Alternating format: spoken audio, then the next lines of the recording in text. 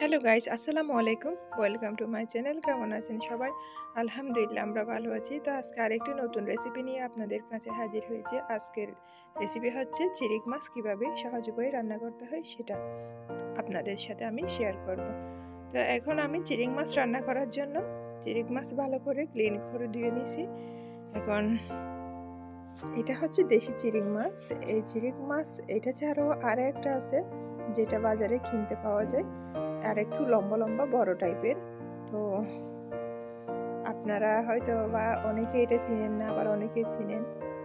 এটা পরিষ্কার করতে একদম সহজ, কোনো কষ্ট হয় না, ইজিলি পরিষ্কার করা যায়। তো এখন এটা আমি পরিষ্কার করে পানি জড়িয়ে ভালো করে ক্লিন করে নিয়েছি। এখন এটা রান্না করতে যাব। এটা আজকে আমি রান্না করব কম মশলায়। তো এখানে আমি হলুদ আর মরিচের গুঁড়া দিয়ে দিয়েছি। এখন এর মধ্যে আমি লবণ দিয়েছি। এখন এটা লবণ দেওয়ার পর আমি একটা পেস্ট বানিয়ে 5 মিনিট রেখে দিব, যাতে রান্নার সময় এটা ব্যবহার করতে পারি। এছাড়াও আমি একটু করে কাঁচামরিচ ব্যবহার করতেছি স্বাদের জন্য, আর ব্যবহার করব টমেটো, পেঁয়াজ।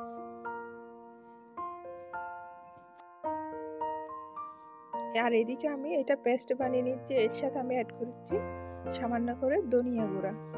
এখন এটা আমি এক পাশে রেখে দিব। প্রথমে চুলায় একটা পাতিল বসেছি। এটা যখন গরম হয়ে আসছে, শুকিয়ে গেছে, আমি এর মধ্যে সয়াবিন তেল দিয়ে দিয়েছি।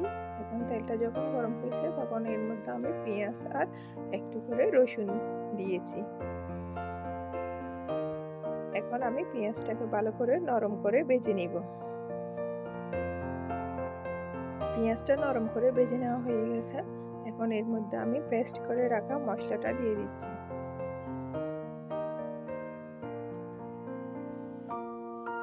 এখন এর মধ্যে আমি কাঁচামরিচের পেস্ট যেটা রাখছি সেটাও দিয়ে দিব। এখন এইসব দেওয়ার পর আমি একটু কষাই নিব।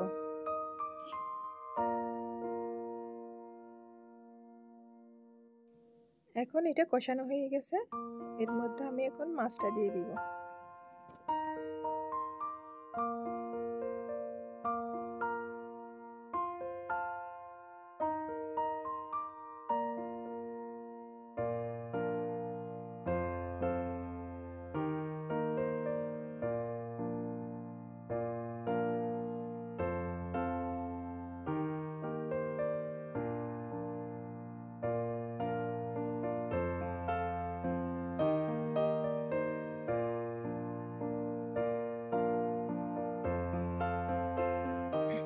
এখন মাছটা দিয়ে আমি ভালো করে এটা একটু কষিয়ে নিব।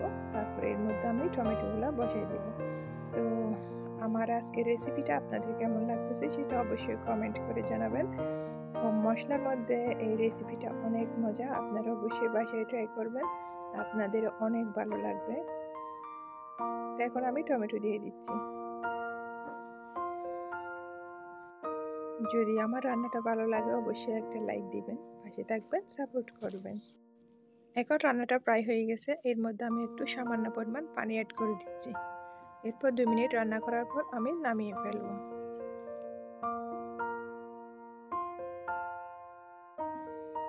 এরপর এটা গরম ভাতের সাথে পরিবেশন করব, অনেক ভালো লাগবে।